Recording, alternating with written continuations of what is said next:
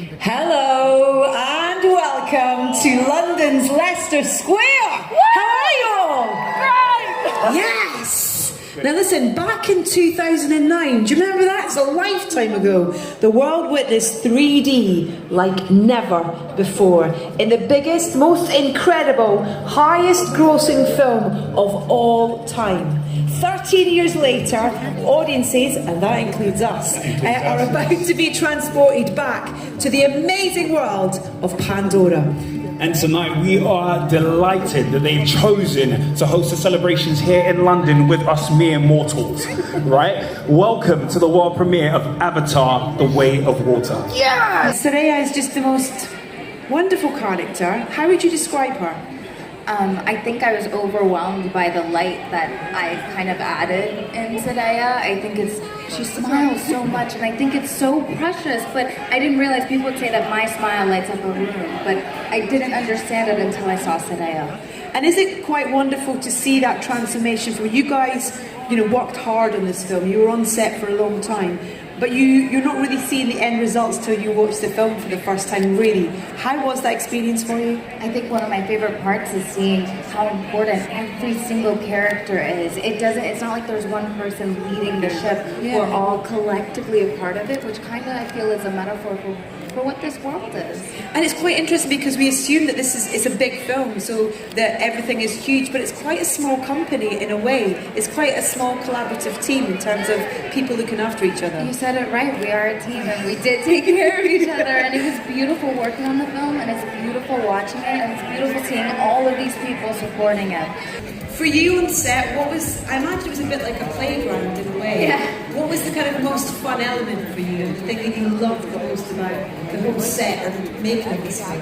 Well, first, I guess as a young actor, just being on that set and getting to film with this incredible cast and crew has to be the favorite part. And then maybe the tank days. I don't know. It's just either the tank days or the action scenes. Because the action scenes were always so fun because they're so emotionally and physically demanding.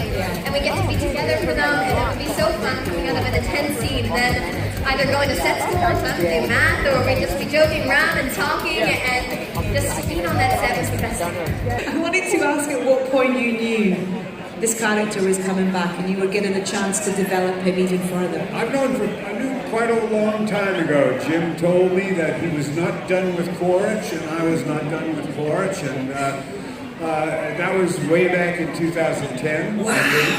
Yeah, and then we began discussing it, and he laid out the plan for the role, and I contributed an idea here and there. And, which people can see tonight.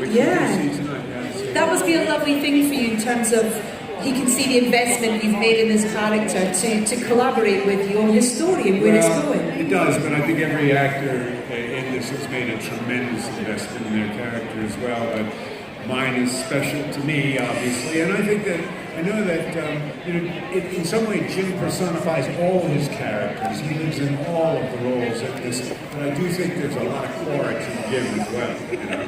This role, and quite a lot of roles in the film for some of the actors, involves a real kind of emotional connection as well as physical. Was that a wonderful opportunity for you? Because Spider's one of those characters that needs both those sides. Yeah, no, I mean, there's like the amount of training that went into it physically with like archery, knife training, parkour, holding your breath for 5 minutes, like all that. And then also working with my acting coach, Joanne Jensen, just with, like really taking the emotion to another level, feeling a character who maybe doesn't have a family and, feels abandoned and, also wants a family. What was it like coming back on set the first time? Much change? I felt like coming home. Yes, what changed was my pace was a little slower. That's good. That's healthy. All of my training again, waking up, dusting off all those cobwebs. But it felt exciting. It was exhilarating. Once again, we were challenged to take it up a notch. And because he had raised the stakes for himself, he had raised the stakes for the Sully family. Therefore, he was going to raise the stakes for us. Yeah. Congratulations, Sam. The depth of these performances within this film is absolutely extraordinary because you get the emotion and you also have the kind of the action and physical side of things.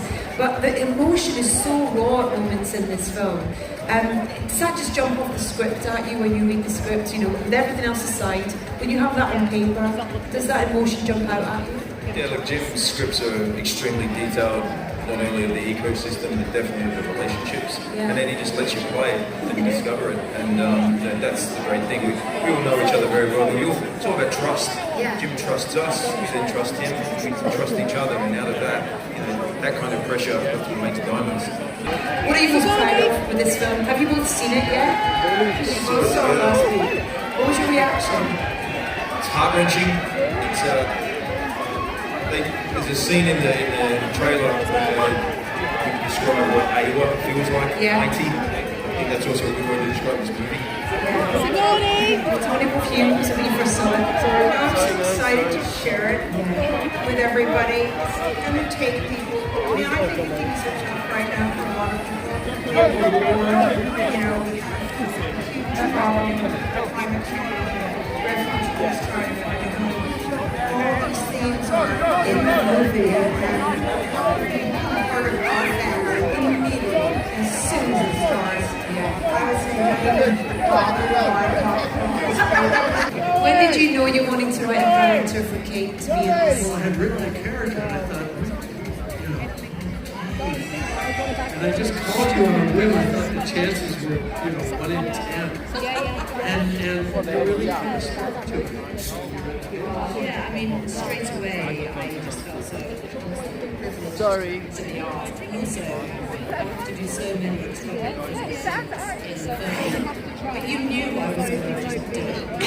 I didn't know, but I was really pleased. But I see now in retrospect that the attraction for you is the preparation, right?